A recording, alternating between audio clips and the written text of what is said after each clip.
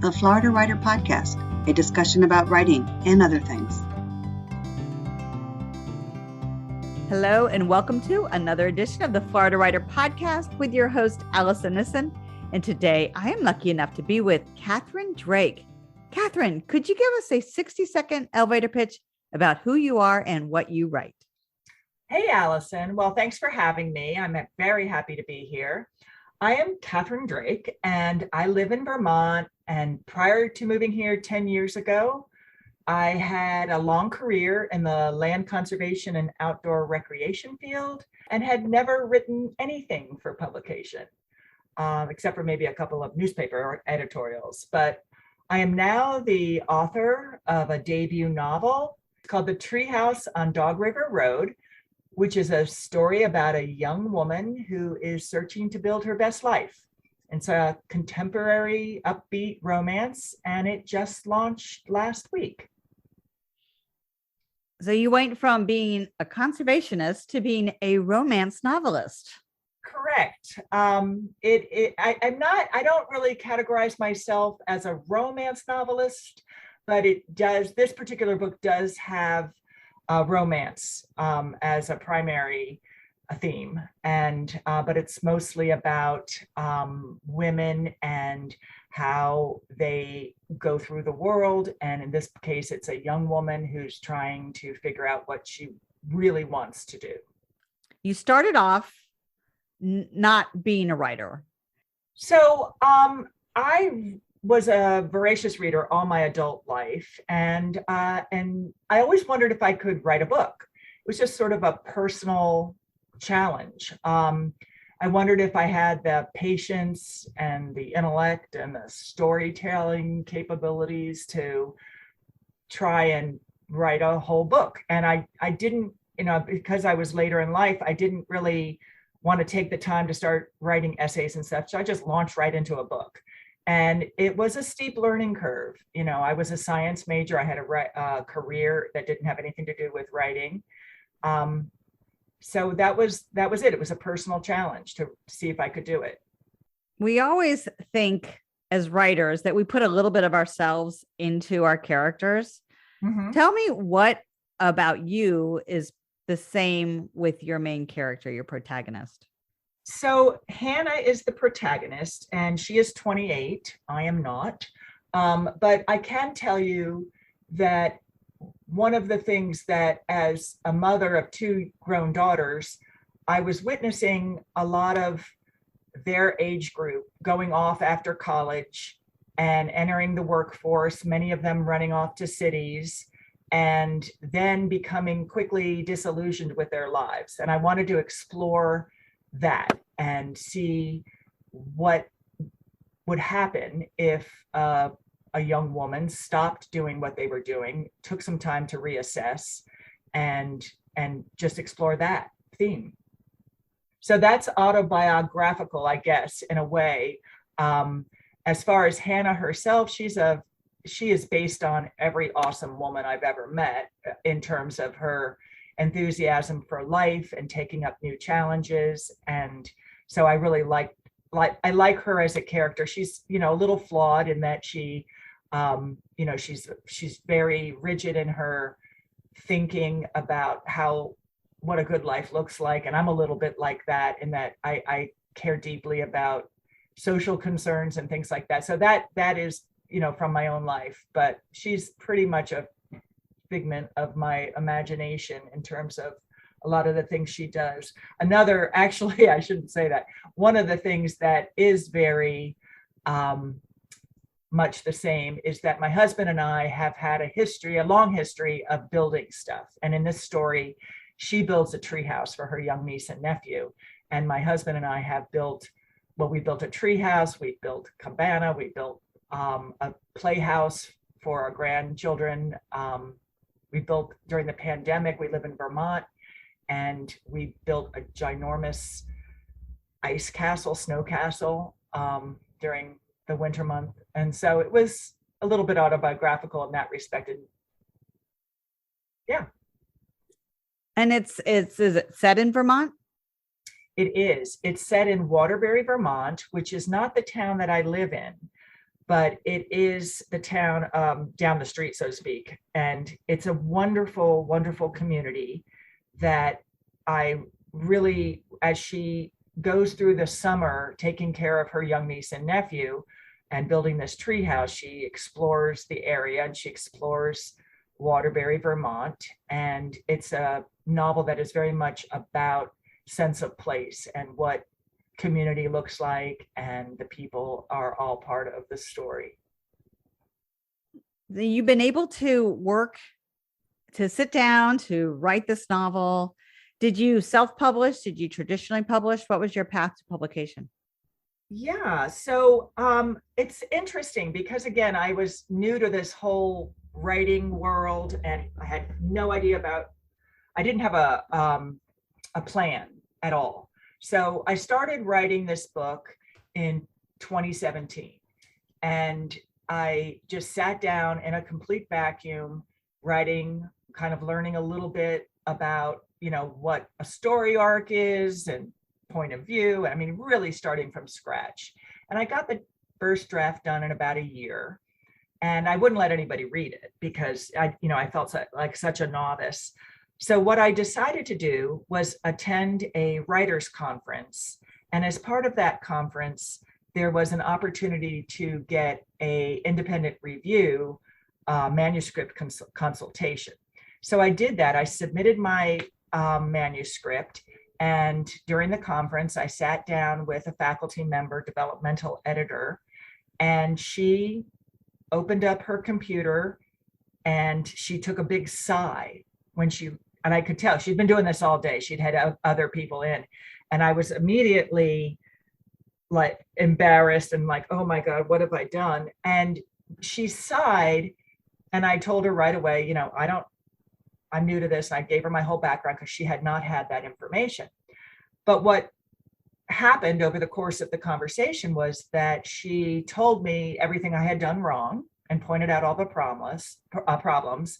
But she was also simultaneously taken with the story and very supportive of me continuing.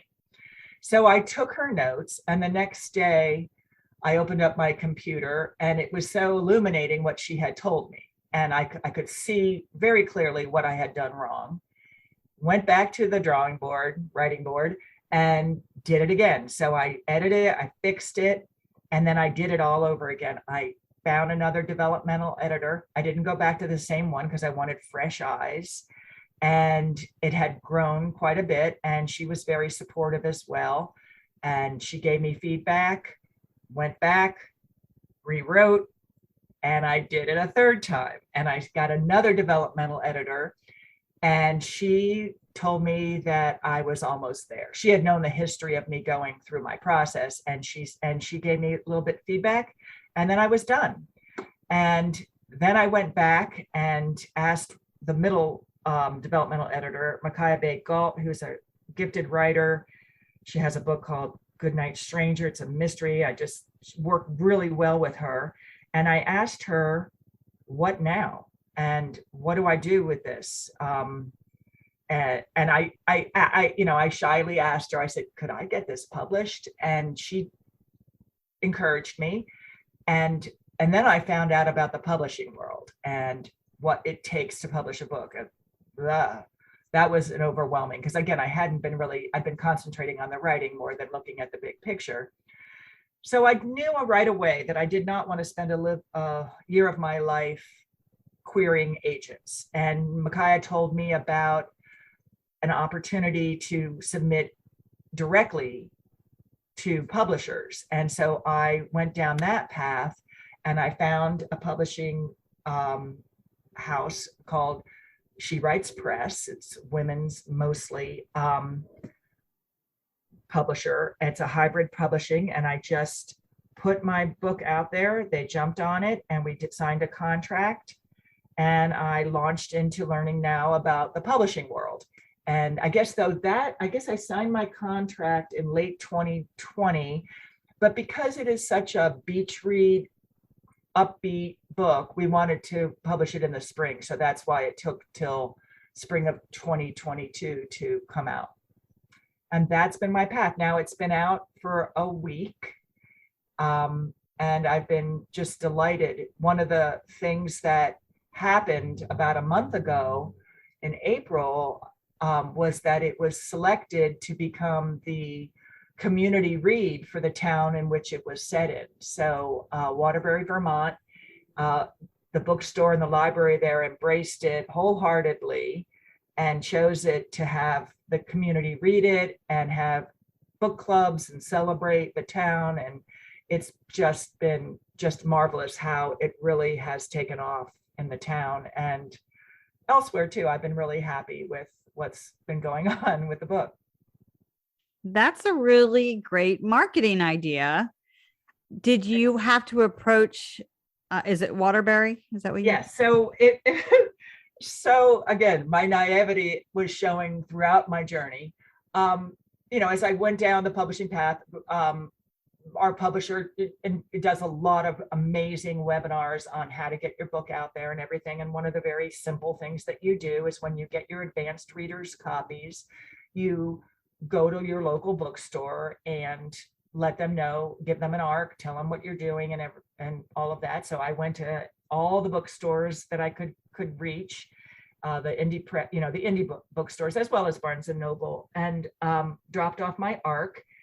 And it was interesting because then later, and a lot of times they get a lot of these, and so they're very polite and they take the books, but you never know really what's going to happen. But then I had been building my Instagram account, Catherine Drake Writes, and I took a picture of Bridgeside Books, which is in Waterbury, Vermont, and I posted it on my Instagram and I tagged them. And I mentioned that Bridgeside Books was actually in my book. So, and one of the scenes in my book, and again, didn't have any, motivation here. It was just part of the story. The kids and the protagonist, Hannah, go to the bookstore. And I just named it the bookstore that was in Waterbury. So they just thought that was great. And then when they got their ARCs, they called me and said, we've been wanting to do a community read. Your book would be perfect. It's so good for the times because it's very upbeat. And we've all been through a lot in the past few years. And so they chose it. And it happened very organically. I never asked for it. They came to me after I had done a little outreach. I am so excited about your little idea. I had a chat with an author friend of mine yesterday about keeping your audience abreast of what you're doing when you're writing. And she's written a series of books, and she was complaining or just lamenting that she doesn't really post enough, and she's afraid her audience will forget her. And I had suggested just to take pictures of where the book takes place, like just take pictures, it's in Telluride. And she lives in Telluride. So I'm like, just take pictures of like different things in Telluride that might also be in the book. And just to have it out there. And that's exactly what you did. And it looks like it worked out really well. It's been amazing. The town has really embraced it. They actually had the books because of the supply chain. The books were all printed early and sent to various bookstores and such. So they had it about a few weeks before my launch date, and they've been selling amazing. And so the bookstore is thrilled. And then I have been using social media in the same way as you're suggesting. I have put a lot of other things that are interesting, not just me as a person, but I've been posting pictures of tree houses, again, because the woman builds a tree house in the book. And so I've been getting all these cool tree houses and posting about that. People like that. And I am about to embark on posting pictures of every place in the book, and just for fun and some different content. But the social media is really a chore. It's not something that I have had, a lot of experience in, and I've had to learn how to do that properly. And yeah, it's how we have to do it now. So with bookstagrammers and I have a publicist who has a very strong social media presence, and they're constantly reposting and sharing, and have all these bookstagrammers that are out there promoting my book. It's an interesting world that we're dealing with as authors. Can you tell me what a bookstagrammer is? So a bookstagrammer is a social media influencer who promotes books. And so there's an unbelievable amount of these folks out there. And I never knew they existed, but they are promoting books. They sometimes just promote them. They sometimes review them. There's a huge TikTok influencing book talk, they call it, BOOKTOK. And some books, there was a book last year that was a very surprising hit on TikTok that has been on the New York Times bestseller list just because of TikTok. I'm intrigued because I've been keeping my feet in the mud when it comes to TikTok. I thought, oh my goodness, I can't even figure out Instagram. I cannot possibly learn another platform. But another friend of mine who's an author, her daughter works for TikTok. Mm-hmm. So I've been very intrigued lately because my friend has been posting on TikTok. And I'm like, well, if she could do it, maybe I could do it too. Yeah, I don't. I have not gone down that path. I've done a couple reels on Instagram. The most fantastic reel that I had made was there's a little girl in my book named Nora, and she is got the same name as my granddaughter Nora. And so I had my granddaughter do a advertisement for my book, and it's adorable, and it got so many plays. I don't want to say it went viral, but it was astonishing how many people looked at it, shared it, commented on it. She was adorable in it, and it's just phenomenal at what people do on social media and how much time is spent there. Well, that is true. Catherine Drake, how could people get in touch with you? Yeah, I have a website. It's Catherine with a C, CATHERINE, Drake, DRAKE.com, CatherineDrake.com. That's my website where it has all kinds of information. But I'm most active in terms of communication on Instagram, and that's Catherine Drake Writes on Instagram. Awesome. Are you ready to switch to our rapid fire questions? I don't know. We'll see. I'll do it. Oh, you should be very frightened, very frightened.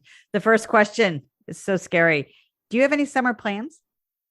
I wish. I'm doing a couple things, but I have a lot of book promotions. So I have many, many events throughout the state of Vermont. But the one thing I have my eye on is I'm doing a river rafting trip on the Rogue River in Oregon with my family. And so that's in August, and it's going to be wonderful. We love river rafting. We've done a lot of trips, and this is a multi-day, week-long trip on the Rogue River. All right. My second question, I don't normally do this, but I'm going to go back to our conversation. You mentioned you built an ice castle. Yeah. Is it like an ice castle you could actually like sit in, like an igloo, or? Yes, it's on my website. There's a page called Stuff I Built, and there's all kinds of pictures in it. And it was we would have cocktail parties in there, and it was mostly built for our two young granddaughters, and there's slides and igloo associated with it. Yeah, it's quite impressive, I must say. It was a lot of work, but we had the perfect winter for it, and that was the only way we could see the kids a lot of the time, because they were in school at that point. It was the 2021 winter, and so it was a way that we could spend time with them outside. All right, final question. If you were going to a picnic, what would you bring? Oh, that's so easy. Takeout. I don't enjoy preparing food in any fashion. I would go somewhere and buy food. It would probably be, I like appetizer-y kind of stuff. So probably be something like that. Some chocolate, big bottle of wine. Well, I'm going to join you. That sounds really good. Catherine Drake, thank you so much for coming and stopping by. I really love being here with you, Allison. Thank you. You have been listening to another edition of the Florida Writer Podcast with your host, Alison Nissen. Allison out. Ooh, we're all done. Hey, thank you, Allison. Catherine Drake worked for many years in the land conservation field, developing public outdoor recreation areas and preserving forests and farmland for future generations. After raising 2 daughters, she and her husband moved to Vermont, where she writes and is active in the environmental community by serving on the local Land Trust and Conservation Commission. Her debut novel, The Treehouse on Dog River Road, was published by She Writes Press in May 2022. For more information about Catherine, visit her at catherinedrake.com.